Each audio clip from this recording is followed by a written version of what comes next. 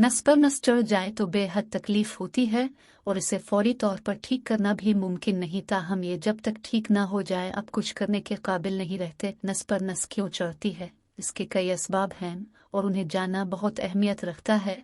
हम किसी भी नागहानी कैफियत से इस वक्त निकल सकते हैं जब हमें असबाब और एहतियाती तदाबीर का इल्म हो। मसलन टांगों में दर्द जिस्म में पानी की कमी की वजह से होता है।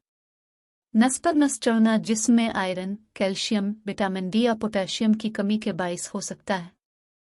अगर आप मुतवाज़िन ग़िज़ा और मुकम्मल ग़िज़ाइयत पर मुश्तमिल खुराक लेते हो तो ऐसी नागहानी से बचाव मुमकिन है। टोटका भी करके देखिए। मसलन जिस पाँव की नस चली है इसी तरफ के हाथ की बीच की उंगली के नाखून के निचले हिस्से को दबाएं और छोड़ दें। इस अमल को बार बार दोहराएं और ऐसा तब तक करें जब तक नस आतर न जाए और आप सुकून महसूस कर सके। यह अमल प्रेशर देना कहलाता है। उंगली की पूल को दबाने से नसों में एक प्रेशर दबाव बनता है जिससे खून की रवानी बेहतर होती है और पाँव की नस में आराम आता है।